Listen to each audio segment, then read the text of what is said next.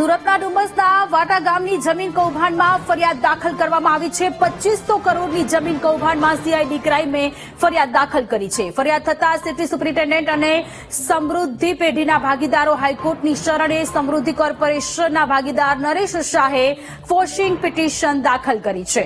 City survey superintendent અનંત પટેલે પણ ક્વોશિંગ petition દાખલ કરી છે। સીઆઈડીના પીઆઈ પાસેથી તપાસ લઈને એસીપી અનિરુદ્ધ કેપ્ટનને સોંપવામાં આવી। સમગ્ર કેસમાં હજુ સુધી એક પણ આરોપીની ધરપકડ નથી થઈ। સીઆઈડી ક્રાઇમે જિલ્લા કલેક્ટર કચેરીમાંથી દસ્તાવેજી પુરાવા એકઠા કરવાની કામગીરી શરૂ કરી। દસ્તાવેજી પુરાવા એકત્ર કર્યા પછી સીઆઈડી ક્રાઇમ આગળની કાર્યવાહી કરશે। હાલ સીઆઈડી ક્રાઇમના એસીપી અનિરુદ્ધ કેપ્ટન કરી રહ્યા છે તપાસ।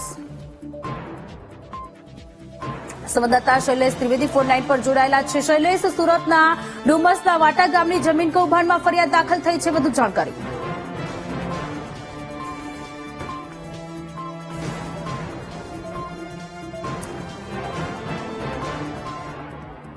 તો સુરતની આ ઘટના છે કે જ્યાં ડુમસના વાટા ગામની જમીન કૌભાંડમાં ફરિયાદ દાખલ કરવામાં આવેલી છે। 2500 કરોડની જમીન કૌભાંડમાં સીઆઈડી ક્રાઇમે ફરિયાદ દાખલ કરી છે। ફરિયાદ થતા સિટી સુપ્રિન્ટેન્ડન્ટ અને સમૃદ્ધિ પેઢીના ભાગીદારો હાઈકોર્ટની શરણે આવ્યા છે। સમૃદ્ધિ કોર્પોરેશનના ભાગીદાર નરેશ શાહે ક્વોશિંગ પિટિશન દાખલ કરી છે। સિટી સર્વે સુપ્રિન્ટેન્ડન્ટ અનંત પટેલે પણ ક્વોશિંગ પિટિશન દાખલ કરી છે। સીઆઈડીના પીઆઈ પાસેથી તપાસ લઈને એસીપી અનિરુદ્ધ કેપ્ટનને તપાસ સોંપવામાં આવી છે। વધુ વિગતો સાથે સંવાદદાતા શૈલેષ ત્રિવેદી જોડાયેલા છે। શૈલેષ, સુરતના ડુમસ પર વાટા ગામની જમીન કૌભાંડમાં ફરિયાદ દાખલ કરી છે સીઆઈડીમાં।